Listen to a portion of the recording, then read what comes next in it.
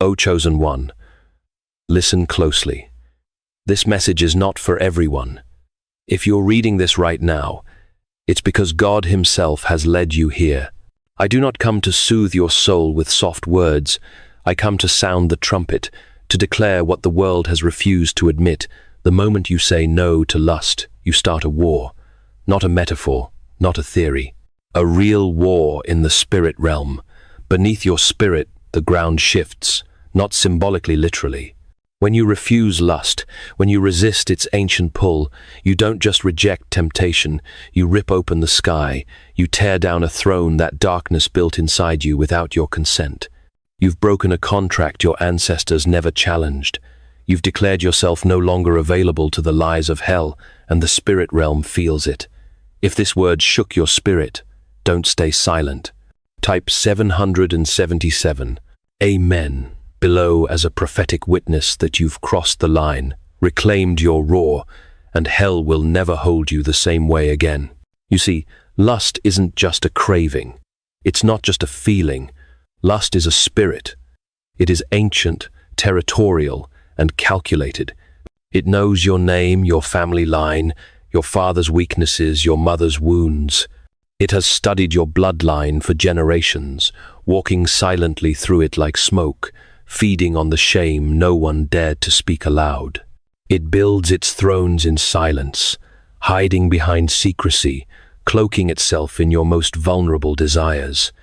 And when you say no from a place of conviction, when you resist not just with willpower but with spiritual clarity, you expose it to the light, and demons start to shriek, because you've just evicted them from a place they thought belonged to them. The world tells you that saying no to lust is just about morals, about self-control. But I tell you the truth, that no is a nuclear blast in the unseen. It's a war trumpet in heaven. It's the sound of chains snapping and bloodlines being rewritten. When you speak it, hell panics. Heaven responds. Angels are deployed. The spirit rises. But what few ever talk about is what happens next. The shaking, the silence, the retaliation. Because your no isn't just resistance. It's rebellion against a false ruler. It's a threat to systems of bondage that have wrapped themselves around your family for generations, and it's costly. The spirit of lust doesn't give up easily. It will fight back. But that resistance you feel, that confusion, exhaustion, pressure, it's not weakness. It's war. You didn't just say no to a moment of escape. You said no to a spirit that thought it had real estate inside your soul. You reached for a sword buried deep in your spirit, and you drove it into the heart of darkness. That is not small. That is not minor. That is not unnoticed. Heaven sees, demons tremble, and your identity begins to rise. You're not just rejecting sin, you are reclaiming destiny. That no might be the most prophetic word you've spoken in years. It's the start of your uprising, the beginning of your roar. And make no mistake, the spirit realm heard it. You are not just breaking free, you are becoming dangerous. Hear me now, O chosen one.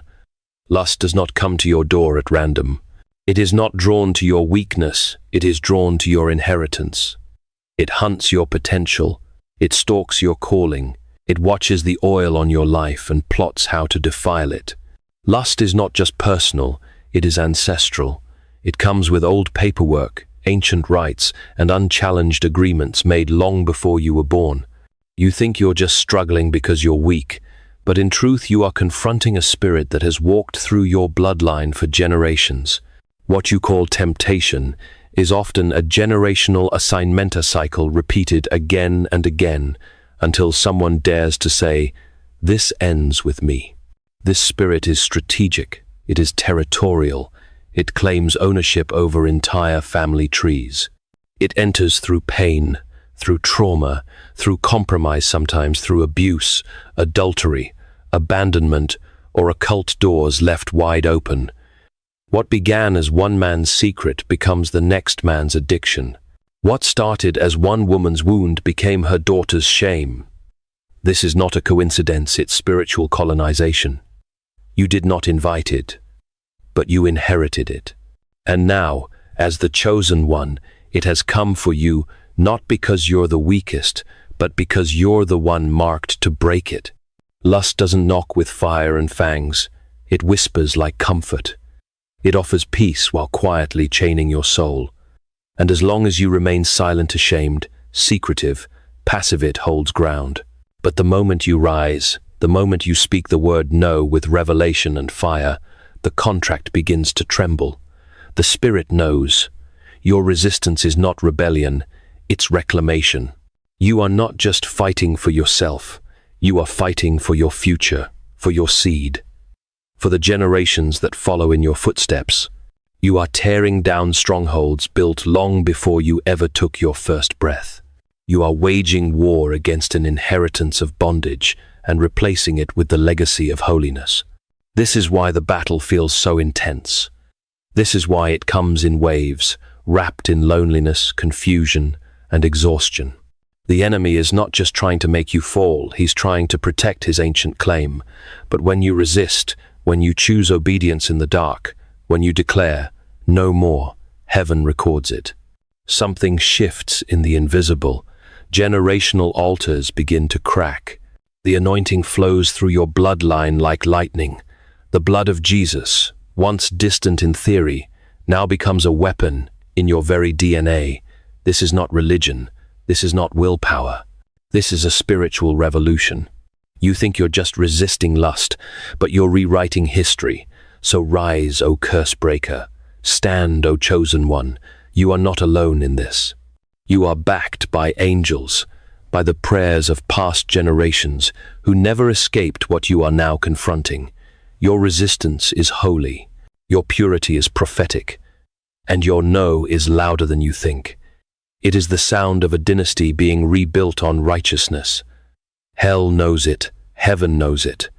And now, so do you. O chosen one, you wonder why it hurts so much, why the battle feels unrelenting, why your soul feels tired even when your body rests. This is no accident. This is not your imagination. This is war. The moment you stood against lust, you stepped into a storm forged by hell itself. Not because you're failing, but because you're winning. The enemy sees the cracks forming in his throne. He smells the oil on your life. He hears the sound of chains beginning to rattle. And now, he panics. There is a reason the pressure has increased. There is a reason old habits try to resurrect. There is a reason relationships start to shift. Invitations to compromise multiply, and your prayer life feels heavy. It's not because God has abandoned you. It's because you are closer to a breakthrough than you realize, and darkness always hits the hardest right before it loses control. The enemy is afraid of your consistency, afraid of your clarity, afraid that your resistance is no longer temporary but rooted in conviction. Because once you're rooted, once your no becomes a lifestyle, he knows the game is over. But hear me now. The fire you're feeling is not designed to burn you down. It's sent to burn away what does not belong. You are not being punished. You are being purified. You are being set apart. This is the crucible of the chosen furnace where gold is forged, where the oil of endurance begins to flow. And that oil, O warrior, is precious. It is the power to keep standing when everything says fall. It is the strength to pray when the spirit of heaviness tries to silence your mouth. It is the grace to rise again after you've stumbled, to believe again after you've been broken. This is why you feel resistance when you try to pray. This is why worship feels like a burden some days. The enemy's goal is not simply to tempt you, it's to sever your source, to isolate you from the one who fuels your fire. But this is the moment to fight harder, to press in deeper, to cry out even when your voice trembles. Because the Holy Spirit does not require perfect strength, he responds to surrendered hearts. Prayer is not powered by your emotions but by your submission. Worship is not sustained by feeling, it is born from revelation. And when you lean in through the pressure, the oil flows. Beware, chosen one, of the slow return of old patterns of subtle thoughts, small compromises, silent pulls toward what you already defeated. These are not random, they are strategic. When the spirit of lust loses open access, it looks for loopholes. It revisits the doors you used to leave unlocked. And when it finds one cracked, even slightly, it enters dressed in nostalgia. Don't be fooled. That desire to isolate, to withdraw from godly relationships, to avoid accountability that is not peace, that is a setup for a fall. Stay near the fold. Stay planted in the community. Let godly voices surround you, correct you, and sharpen you. The enemy knows that a lone warrior is an easy target, but a rooted one is immovable. You were never called to fight alone. Even lions hunt in pride. Even watchmen need rest. So hold the line. Let the fire do its work. And when it feels like you can't take one more step, lift your hands, open your mouth, and let heaven hear your cry. For the Lord gives strength to the weary and increases the power of the weak. You will not break, you will burn with holy fire, and the oil that flows from this battle will anoint you for the one to come. You are not being undone, you are being made unshakable. O chosen one, do you feel the stirring within your bones, the trembling under your ribs that will not let you rest? That is not anxiety, that is not a weakness, that is the lion waking up. It is the sound of destiny roaring beneath layers of compromise. The spirit realm recognizes it, the enemy fears it, because when a warrior rises in purity, the foundations of hell shake. Lust was never just about pleasure, it was about purpose. The enemy never just wanted your body. He wanted your voice, your influence, your seed. He wanted your legacy silenced before it ever spoke. But now, as you stand firm, as you reclaim what was stolen, you are not just resisting sin, you are resisting sabotage. You are standing between the enemy and your bloodline. You are closing the gate that generations before you left wide open. So do not be alarmed by the warfare. Don't be surprised when the atmosphere grows heavy, when confusion tries to return, when temptation comes dressed in comfort. That is not defeat, it is confirmation. Hell has heard you no, and now it trembles at your potential. You didn't fall back, you stepped forward, and the shaking around you is proof. Rise, remnant, rise, for the Lord has not called you to survive, He has called you to overthrow. You are not the end of a broken line, you are the beginning of a healed one. The enemy didn't just try to tempt you, he tried to bind your children, poison your relationships, derail your legacy. But now, your obedience has become a sword, your resistance has become a fire. Your purity is not passive, it is prophetic. You are becoming the kind of person who shifts rooms without speaking, who prays and atmospheres bend, who carries authority not because of loudness, but because of holiness. The more you say no to darkness, the more your vision clears. And when vision clears, identity rises. When identity rises, authority falls like thunder. This is why the pressure has increased, not because you're losing, but because you're winning at a level few ever reach. Heaven has taken note. The Spirit has begun to entrust you with more. You are being invited into a deeper level, not just of discipline, but of dominion. You are not a struggler clawing for freedom. You are a deliverer being forged in fire. So rise, chosen one. Don't walk timidly, walk like the air you are. Don't speak apologetically raw like a lion who has remembered his bloodline. For when heaven sees your purity, it releases power. And when power flows, hell loses grip. You are not resisting lust, you are recovering your crown. O chosen one, do not be deceived. Lust rarely fights fair, and it never fights alone. When it loses access to your thoughts, it moves to your circle. When you resist it in private, it begins to whisper through the familiar through people, voices and faces you once trusted. Not because they are evil, but because the enemy knows how to operate through the unhealed, the unaware, and the unconfronted. This is the part few are prepared for. After your no shakes the spirit realm, the backlash may come not through a screen but through a smile, through an old friend, a subtle conversation, an unexpected text, someone who doesn't even realize they're being used. The warfare shifts from lust to social manipulation, from temptation to emotional confusion. You'll feel its sudden distance from people who once encouraged you, a strange chill from those who used to celebrate you. Some will mock your new pursuit of holiness. Others will tempt you with just one more time or guilt trip you into compromise. Do not be surprised. This is not about them. It's about what is still operating through them. You see, your purity is disruptive. Your conviction stirs up what others have tried to bury. And when light walks into a room, everything hidden begins to squirm. That's why some will misunderstand you. Others will accuse you. But hear me. You didn't provoke them, your holiness did. You didn't declare war on people. You declared war on the spirit behind them. Do not let offense pull you into bitterness. Do not let isolation drive you into despair. The enemy wants to separate you from a godly community and attach you to emotional vulnerability. He knows that if he can't defeat you through sin, he'll try through weariness. If he can't seduce you, he'll try to shame you through rejection. But chosen one, this is your moment to hold the line with grace and fire. You were never called to be understood by everyone. Not everyone is subject to the same standard you're now living by. Not everyone is walking the same warpath you've chosen. And that's okay. You don't need applause, you need clarity. You don't need the crowd, you need the cloud of glory. You don't need to be followed, you need to be filled. Stand firm in love. Be unshakable in truth. Let the Lord fight your unseen battles while you remain obedient in the visible. Your silence in the face of false accusation is a roar in the spirit. Your refusal to retaliate is a spiritual strike.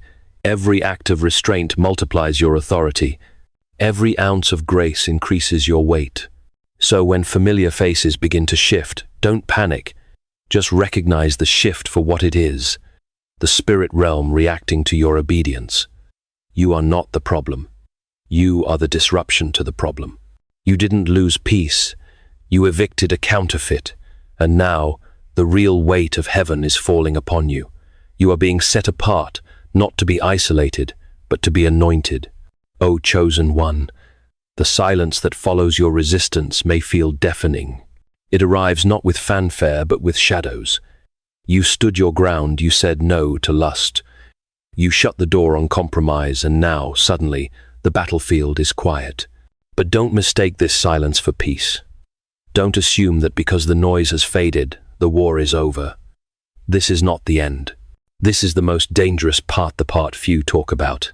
The phase where warriors are forged or fall apart. You feel it creeping in the weight of isolation, the dull ache of loneliness, the absence of what once numbed your soul. When you fed on lust, it gave you temporary relief. It whispered lies in the dark that felt like love. It numbed your pain with pleasure.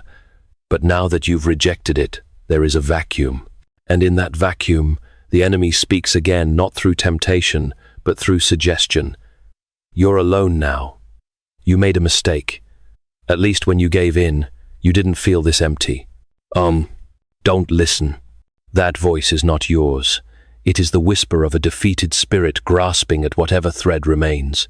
Lust doesn't always scream when you resist it. Sometimes it lingers in the echoes, hoping the silence will be enough to seduce you back. But chosen one, hear me. This silence is not abandonment. It is a divine strategy. You are not forgotten. You are not being punished. You are being hidden for a greater purpose. This is sacred isolation, the holy place between bondage and destiny. It is the wilderness that every great one walks through. Jesus himself was led there, not by accident, not by Satan, but by the Spirit. After his baptism, after heaven declared, "This is my Son," the next thing he heard was silence. No applause, no comfort, just hunger, temptation, and the vast silence of the desert. Why? Because identity must be tested before authority is entrusted. Because public power always follows private power. Now you walk that same path not because you are weak, but because you are chosen. This is where your roots grow deep, where faith becomes real, where conviction is no longer based on emotions, but forged in holy stillness. You are being taught to live without the crutches that once propped up your soul. You are being reconditioned not to be needy, but to be unshakable, not to be led by feelings, but by fire, not to need constant validation, but to carry the weight of quiet obedience. The silence is not empty, it is a sacred space for your transformation. It hurts because it's real. Your soul longs for touch, for noise, for something that reminds you you're not alone. But God is not absent in this place. He is present in a different form. He is not shaking the earth. He is strengthening your spine. He is not giving you goosebumps. He is giving you grit. He is not soothing you like a child. He is training you like a soldier. You are in the cave of reformation. The fire didn't consume you, so now He is teaching you how to carry it. Many turn back here. They mistake the quiet for failure, the stillness for punishment. They return to old lovers, old habits, old identities because it's easier to be numb than it is to be lonely. But that is not your path. You were not born to return. You were born to rebuild altars, to shake generations, to walk with authority no longer borrowed from others, but birthed in the secret place. You are not dying, you are being redefined. The enemy will offer shortcuts here: false intimacy, spiritual distractions, bitterness toward those who don't understand your isolation. He will try to convince you that the people who walk away define your worth, but they don't. They were not sent to crown you. God was. And He doesn't need an audience to anoint. What He builds in secret, He will reveal in strength. So endure the silence, not with despair, but with expectation, because if you can hold your ground here, you will never be shaken by noise again. If you can find peace in sacred loneliness, you will be trusted with authority in public battles. This is not the wilderness of delight, it is the wilderness of preparation. You are not lost, you are in training. You are not forgotten, you are being sharpened. You are not broken, you are being entrusted with a weight that will crush lesser men. Let the silence speak. Let it carve away the need for performance. Let it reveal what no mirror ever could. And when you finally emerge, you will not just be clean, you will be clear. And when clarity arrives, the next chapter begins not as a beggar pleading for strength, but as a lion, crowned in fire, utterly unshakable in spirit. The cave did not crush you, it completed you. O chosen one, you were never called to walk blindly. You were created to see with the eyes of the Spirit, to hear with the ears of discernment, to move not by instinct but by revelation. But lust subtle, strategic, serpent-like, came not simply to dirty your hands, but to fog your vision. Every compromise, every secret indulgence wasn't just about pleasure, it was a transaction. And what you traded away, piece by piece, wasn't just purity, it was clarity. That was always the real war, not against your body, but against your spiritual perception. Because when the enemy can blind you, he can bait you. When he dulls your vision, you no longer see the traps. When he dulls your hearing, you confuse God's voice with your own fears. When your clarity fades, confidence follows, and without clarity, you lose your grip on purpose. That's why the enemy didn't just tempt you to fall, he tempted you to forget. Forget your calling, forget your fire, forget who you are. But hear this, every time you say no to lust, something begins to return, not just innocence, but insight. Your mind clears, your prayers sharpen, the fog begins to lift, and you start to see again, not just with your eyes, but with your spirit. You sense danger before it arrives. You feel the shift in the atmosphere. You begin to see people through heaven's lens, and in that clarity, something else begins to awaken: authority. O warrior, don't miss this. God doesn't just cleanse the vessel, he fills it. And when the vessel is pure, the filling is powerful. That's why purity was never just about behavior. It was always about access. The pure in heart shall see God not just in eternity, but in direction, in decision, in destiny. When your heart is clean, heaven flows freely. When your vision is restored, your voice begins to carry weight. You are not just walking in freedom, you are walking in fire. You are no longer ruled by urges, but by unction. You are no longer tossed by confusion, but grounded in conviction. And this is what hell feared all along, not just a pure man or woman, but a clear one. Because when your eyes are open, you can no longer be manipulated. When your ears are tuned, deception loses its grip. When your discernment is awakened, you walk into rooms and demons remember your voice. That's why your purity is lethal. Not because it makes you good, but because it makes you dangerous. Your thoughts are no longer leaking power. Your worship is no longer empty. Your prayers are no longer shallow. You've been restored, not just morally but spiritually. Your soul is no longer starving for dopamine. It's full of divine presence. You've traded the taste of lust for the feast of glory, and nothing the enemy offers can ever compare again. Many spiritual leaders fell not because they were uncalled, but because they lost clarity. The fog crept in slowly. The compromise grew quietly, and before long, they couldn't see the cliff edge beneath their feet. But you, O chosen one, have reversed the process. You've walked back into the fire. You've let it burn away the haze. And now, you see, not just what's ahead, but who you are. This is not the end of your purity journey, it is the beginning of your spiritual dominance. Clarity breeds confidence. Confidence unlocks calling. Calling leads to impact, and impact shakes kingdoms. So lift your head, pure one, not in pride, but in power. You are not perfect, but you are present again in the Spirit. You're no longer just surviving temptation, you are outgrowing it. You are growing into the version of yourself hell hoped would never awaken. And now that your vision has returned, there's only one thing left to do. Step forward, speak with fire, and walk in the clarity that crowns kings. Chosen one, let the veil be lifted.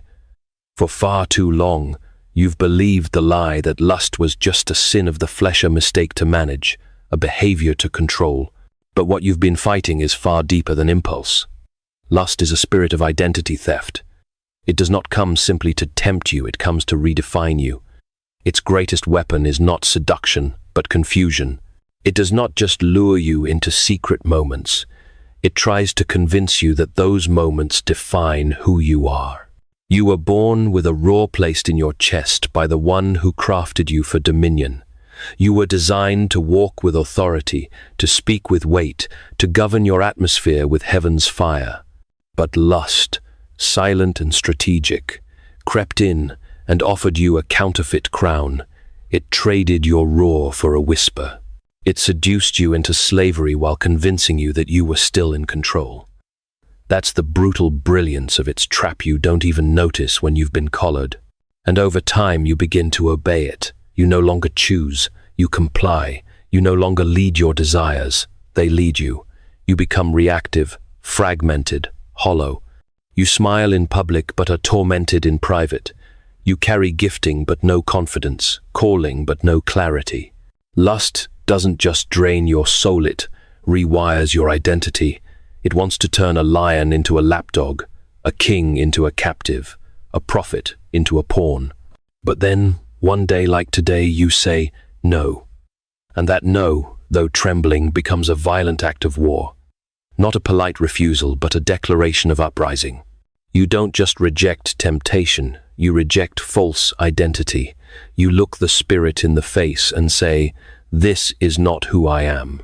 And something in the spirit realm shatters. Heaven roars in agreement. Hell recoils in fear, because at that moment the lion begins to stir. Do you feel it now? That unfamiliar weight on your shoulders.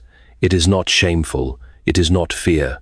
It is the mantle you forgot you were born to carry. You are not addicted. You are not broken.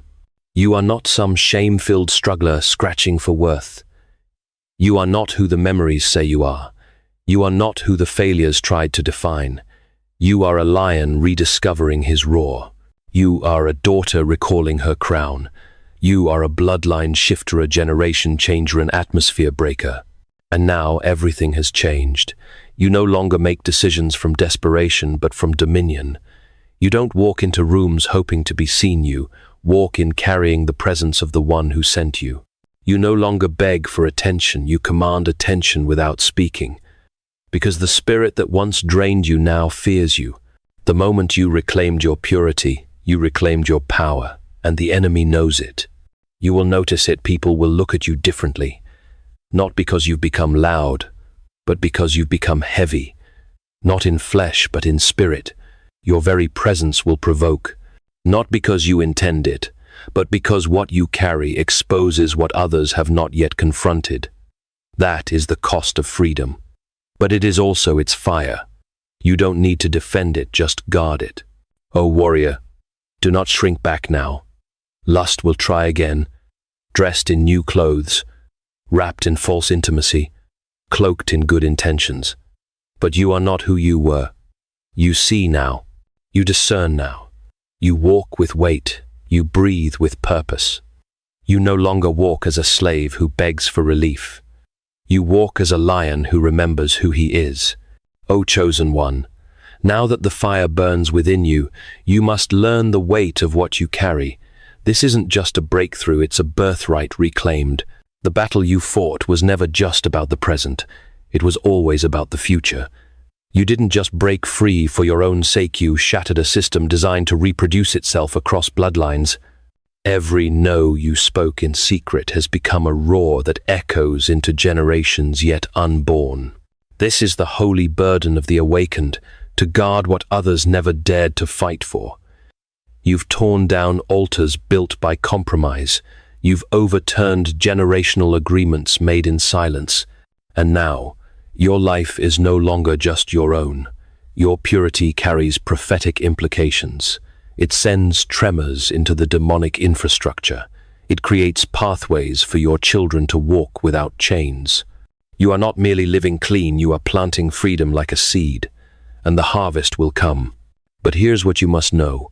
Holy fire must be maintained, not just ignited. It is not enough to have one powerful moment of resistance. Hell is persistent. The enemy will wait. He will not always come through lust sometimes. He'll come through fatigue, through distraction, through pride, offense, comparison, or even spiritual success. Because he knows that what he cannot stop, he can still try to spoil. That is why your posture must not shift, now that you've overcome it, must deepen.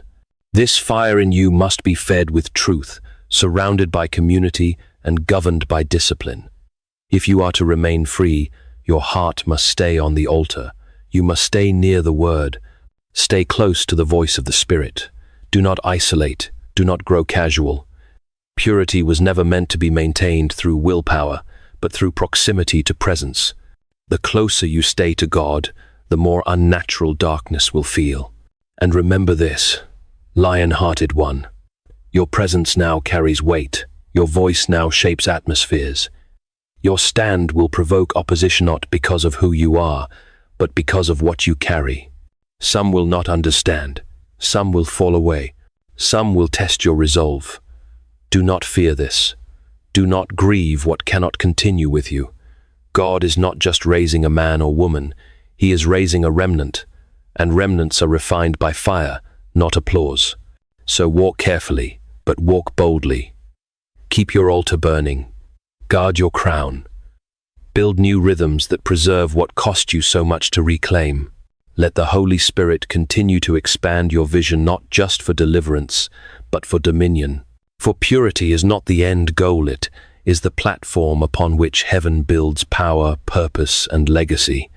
O chosen one, now that the fires have burned and the silence has spoken, now that the darkness has been confronted and the ancient thrones of lust have been shattered, it is time to declare what heaven already knows. You are not the same. You are not the person who walked into this battle bruised and afraid. You are not the slave who once begged for strength.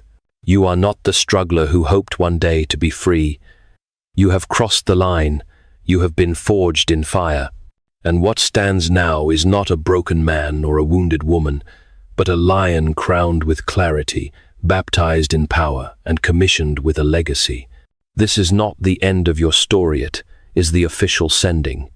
So hear me, not with your ears, but with your spirit. By the authority of the one who formed you, filled you, and fought for you, I speak this benediction over your life, not a soft goodbye, but a divine commissioning. May every chain that once held you fall with finality. May the residue of shame that tried to cling to your soul be consumed by holy fire. May your mind be guarded by peace, your body shielded by righteousness, and your steps ordered by wisdom not of this world. You are no longer a battlefield, you are now a weapon. The enemy knew this day would come. He fought to delay it, distract it, drown it, but he failed, because you didn't quit, you didn't run, you didn't trade your crown for comfort. You endured the silence, you chose God in the dark. You resisted when your body screamed, you worshipped when your heart was heavy. And that obedience, unseen, uncelebrated, sometimes unappreciated, was a roar in the spirit realm. It echoed in places you cannot see, broke things you may never understand, and opened doors you haven't even reached yet. You thought you were surviving, but you were ascending. Now, the heavens respond. Now, the weight comes. Not the weight of condemnation, but of consecration. You've been set apart, you've been marked. And that mark is not visible to men, it's visible to principalities. When you speak, there will be weight behind your words.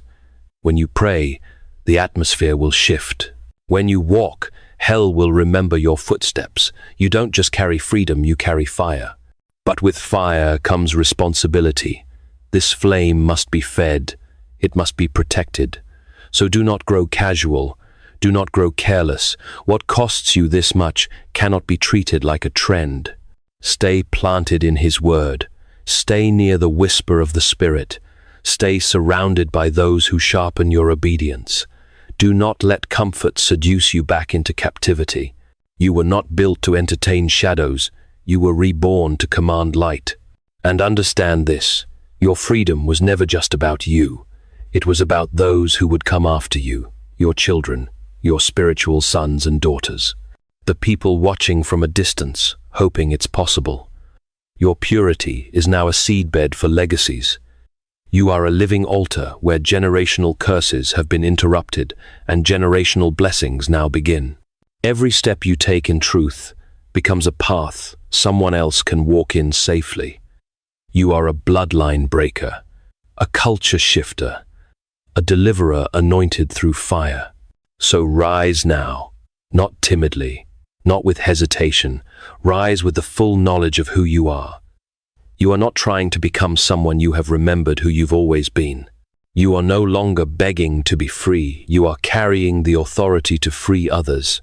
You are no longer hiding from lust. You are hunting the systems that empower it. You are no longer defined by your wounds. You are a vessel of healing for a generation. This is not just the rise of a man or a woman. This is the rise of a movement, a remnant, a holy resistance. And your voice is now part of the sound that shakes nations. Your roar is not for show. It is for war. It is for rebuilding. It is for awakening. Let it rise daily, not from pride, but from presence. Let it echo through your decisions, your prayers, your purity. Let it burn in your silence and speak through your actions. For you are no longer reacting to the darkness. You are walking as one who governs light. So go forth, O lion. Go with fire in your eyes, truth on your lips, and eternity in your steps. Guard what was given. Protect what was purchased. Honor what was entrusted. Hell hoped you wouldn't make it. But heaven planned this moment before time began. And now that you're standing, the real war begins, not to survive, but to build. Not to hide, but to lead. Not to beg, but to blaze. The rise of the lion is not a moment. It is a mantle. And now that it rests on your shoulders, let the nations hear the sound of your roar. It has only just begun. Let's pray. Father, I come to you not as a beggar, but as a son, as a daughter, as one who remembers, one who was once chained, but now crowned, one who was once confused, but is now clear. You are the one who called me out of the darkness. You are the one who met me in the silence, who watched me stumble and still refused to leave. You burned away my shame.